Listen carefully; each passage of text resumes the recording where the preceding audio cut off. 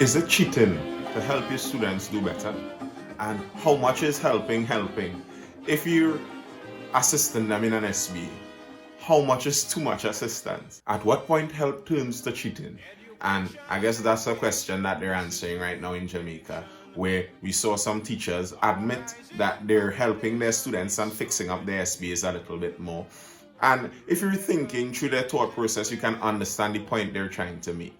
They're saying that a lot of the students that they're helping have already been disadvantaged, and the school that they're already placed in is putting them even further back.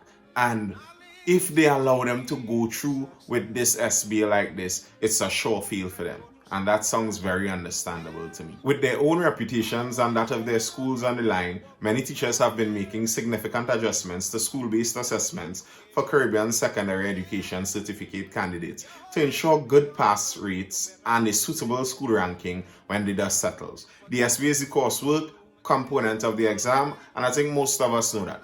The SBA is very important, and it's getting even more important because CXC is attempting, and not only CXC, a lot of different examinations are attempting to try to have more constant assessments so that the assessment at the end of it, the grade that you get at the end, reflects more of your entire learning and knowledge of the subject, how well you understand the entire subject throughout the course. And that's what SBAs attempt to lean towards. And if you're asking a teacher to build a relationship with a student and they care about the student, if you're asking them now to knowingly give this student a failing grade on their CXC SBA, knowing that this failing grade on the CXC SBA very likely is going to lead to failure on the CXC exam. And the CXC exam, we know in our society how serious the CXC exam is held. We know how significant it really could be in our societies, in the Caribbean societies on a whole. If you're looking to go into further your education, if you're trying to reach further in your educational dreams and goals, CXC is going to be a stumbling block, very likely. You need to get some good grades in your CXC.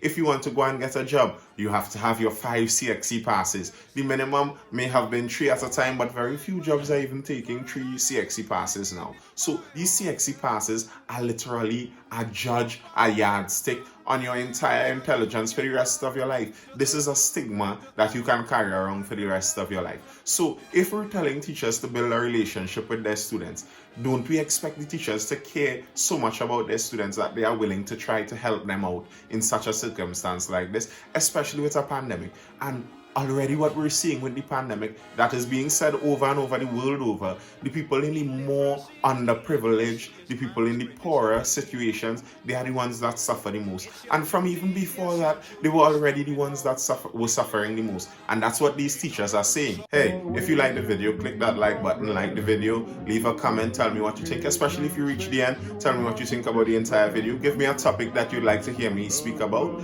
I try to speak about things that interest me, and maybe what interests you would interest me also. Let's have a conversation on it. I do read the comments, and subscribe to see when new videos come. I'm trying to release them as soon as I can, and I can now. So we leave the drop boxes with the security at the gate of the school for them to drop off their SBAs. You sit and wait until night, waiting to see if any student will come, because in the long run, it's you, the teacher, that is going to look bad, she said. And the Ministry of Education does not understand at all what we are going through. The matter seems to also extend to student attendance in online classes. They have it phrased as COVID-19 exacerbated comorbidities in the education system. And that is exactly what happened. The faults that already existed within the education system, where we already saw some of the underprivileged people slipping through the cracks, would just be widened with the COVID-19 and the other conditions that comes with it. The increased significance being placed on the SBA by the teachers is understood, because last year when CXC moderated a large majority of the SBAs, what they found, when they say moderated, what that means is they checked over the SBAs. What they found was that they weren't pleased with the quality they got when they did that. This story is from October last year. Starting next year, the Barbados-based Caribbean Examinations Council will be moderating all school-based assessments instead of samples from respective examination centers. As some people would know, what was previously done was that a few samples from the examination centers, a few samples from the different schools would be sent up, and those would be used as a judge to adjudicate how the teacher marked and use the teachers' marks for the rest of SBAs. Now they're saying they don't want any of that anymore, really. They want to check all of these SBAs. Certainly the lessons and information that would have been gleaned from this year's exercise will be pointing towards us doing and continuing to administer a 100% requirement for SBA submission for moderation to ensure that we protect the integrity and keep the level and standard of our SBA high. And a lot of this came as CXC was trying to explain exactly why last year, a lot of people will recall there was a great anger over a lot of the grades that CXC gave to some of the students.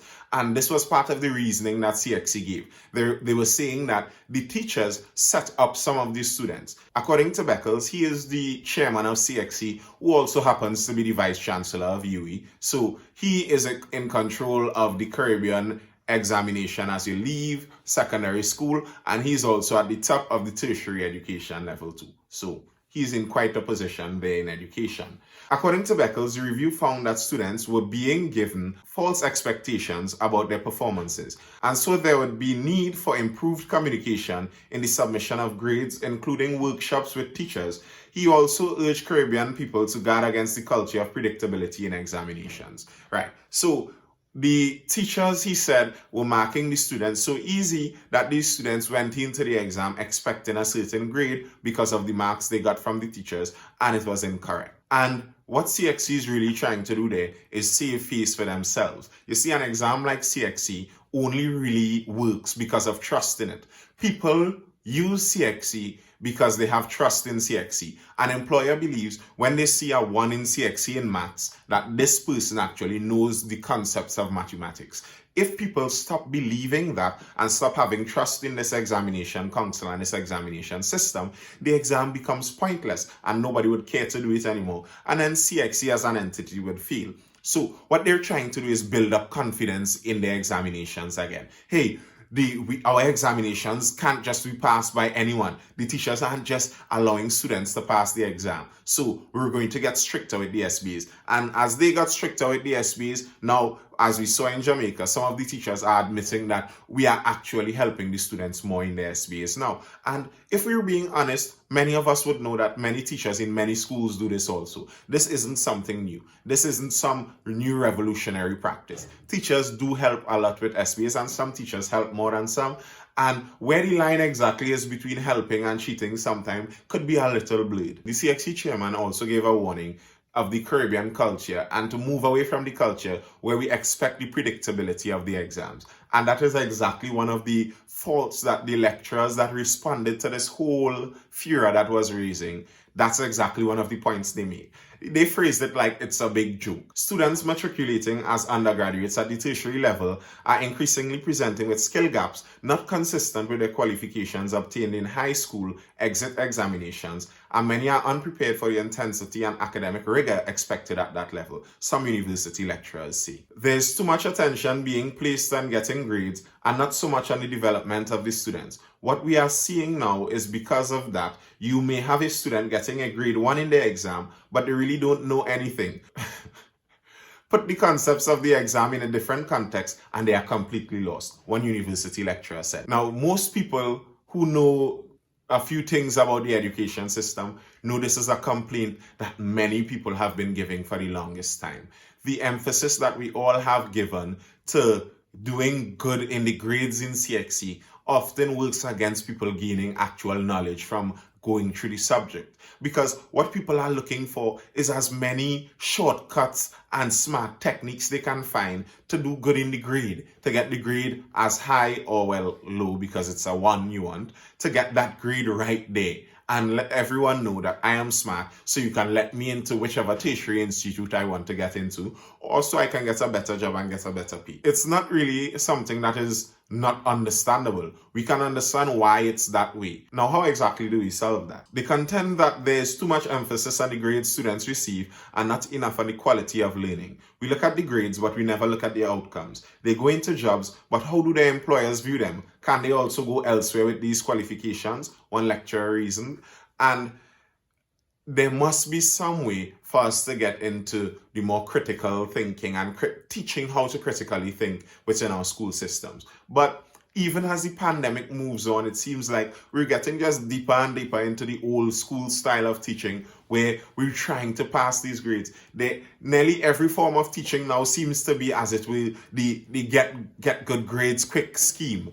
The schooling version of get rich quick, where we're just trying to get as high grades in as quick a time as possible. Few people have as much interest anymore in actually learning. And as we move further on schooling, it becomes harder and harder to just function like that. You want someone who can actually think through this concept and provide you with a unique view on it, provide you with their view on it. Even further than tertiary education, because tertiary education itself has become a bit very similar to the CXC line education, where you're aiming just to pass the exams. But when you get into the actual world of work, or when you get into trying to run your own business, this is reality where the proverbial rubber hits the road. You can't fake this. There isn't a quick session of cramming that you can do for the world to work. That's just not how the world works. If you don't have the knowledge and you don't have the understanding to work something in the real world, then it would actually crash. And that's what a lot of people are seeing happening or seeming to happen more and more with some of these modern students. The quality of students being accepted into university has been deteriorating. Students come in with a grade 1 in English language and English literature,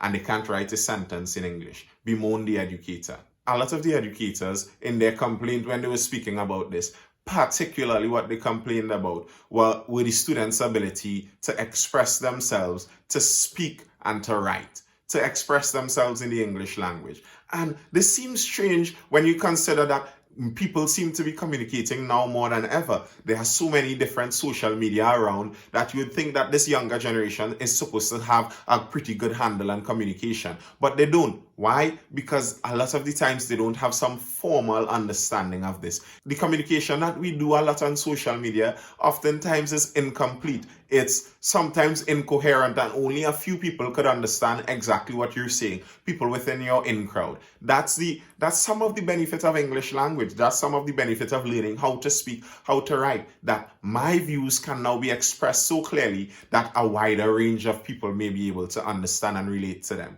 And a lot of the educators were complaining and, as they say, bemoaning the fact that so many of the students they're getting aren't very proficient in the English language. One of the benefits that they did admit that they found was that a lot of the students, if they did reach the tertiary level, they do have a willingness to want to learn. So when you think about that, and in that context, you understand that it's not just the students' fault. It's not that these students are lazy or they aren't interested in learning. What is happening is they're responding to the motivational factors that they are seeing. They're responding to what society is telling them they want from them. Society is telling them what we want to see from you is as many grade 1s as possible and as many A's in your profiles as possible, so you can say, I got 8 distinctions or I got 10 distinctions. And nothing is wrong with that. But when that becomes so heavily the focus, students aren't idiots. They see what is being rewarded and they respond accordingly. So the students that are attempting to perform the best, they see that what is considered as best performance is getting grade 1s in these exams. So